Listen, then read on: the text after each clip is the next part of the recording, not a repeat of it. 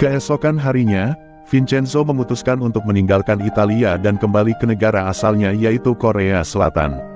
Saat di dalam jet pribadi, Vincenzo sempat menghubungi Paolo yang baru saja turun dari mobilnya. Vincenzo berkata bahwa surprise yang diberikan Paolo sungguh membuatnya tersentuh, sehingga mengharuskan Vincenzo untuk membalas surprise tersebut dengan hadiah yang tak kalah spesialnya dengan hadiah yang diberikan Paolo, dan hadiah tersebut adalah ini.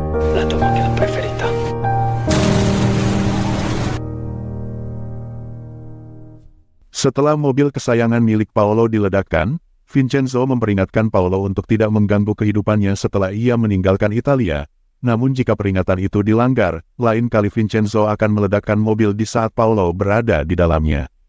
Setelah menyelesaikan panggilan itu, Vincenzo mematahkan SIM card yang ia gunakan dan memasukkannya ke gelas yang berisi minuman, untuk menghilangkan jejak dan agar tak terlacak oleh siapapun yang pernah berselisih dengannya, selama ia tinggal di Italia.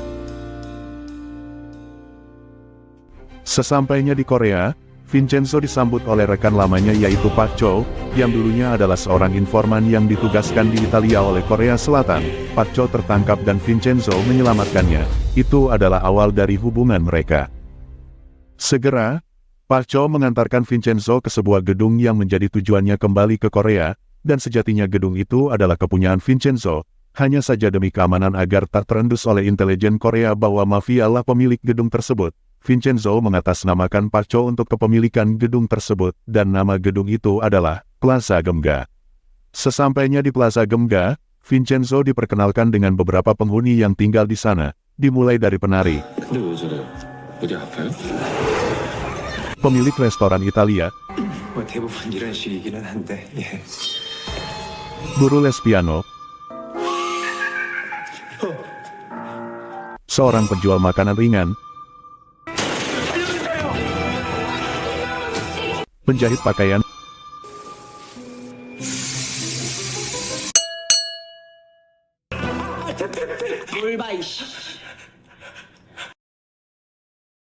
Hong Yu-chan, pemilik firma hukum kecil Jipuragi yang berkantor di Plaza Gemga.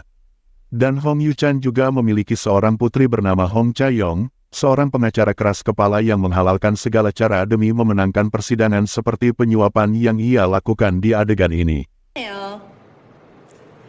인생 한 방 빼봐요. 정작 본인은 부작용 피해자가 아닌데도 혼자 간식 먹는 것도 행복이잖아요. 충분히 행복해요. 이게 얼마야 이게? Putri dan ayah ini saling bertentangan dalam beberapa hal, salah satunya soal keadilan. Sang ayah selalu membela kebenaran sedangkan sang putri mengutamakan kemenangan tanpa peduli dengan siapa pelaku dan korban sebenarnya.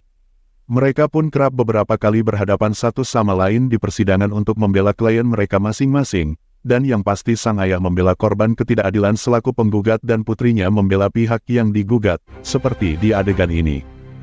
힘 없는 사람들 가슴에 대박 박는 게 뭐가 그렇게 떳떳해? 유지돼야 합니다. 증인의 위증죄에 대한 처벌 요. 네, 바벨 제약에게 금품을 요구하려고 계획했으나 Berpindah ke lain waktu, memperlihatkan seorang wanita yang sedang memarahi dua remaja karena mengejeknya yang pada saat itu sedang asik sendiri dengan senam poco-poconya di sebuah laundry, dan jika saya sendiri ada di situ, mungkin saya akan bergabung dengan dua pemuda tersebut. Wanita eksentrik ini bernama Choi Myung-hee, yang kali itu ia adalah seorang jaksa, namun kini telah menjadi penasihat hukum sekaligus pengacara di sebuah firma hukum terkenal, yaitu firma hukum Usang. Selain Bu Choi, Cha Yong pun bekerja di sana, dan firma hukum Usang lah yang selalu menutupi semua kejahatan yang dilakukan oleh Babel Group, yang nantinya akan menjadi musuh terbesar bagi Vincenzo di Korea Selatan.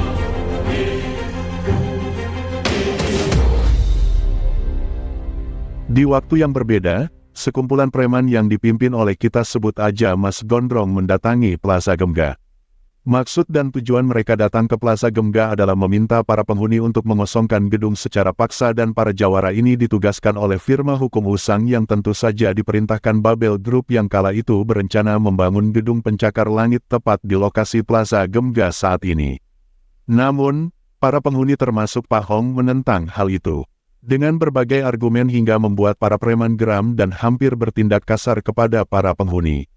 Akan tetapi, kedatangan Vincenzo dari ujung lorong membuat mereka semua terdiam dan bertanya-tanya, siapakah pria tampan dan berkarisma ini?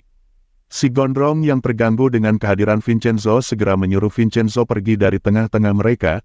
Jika Vincenzo tidak beranjak dari situ, maka preman-preman itu akan menghajarnya. Namun demikian, Vincenzo tidak bergeming dengan ancaman tersebut, dan seketika inilah yang terjadi.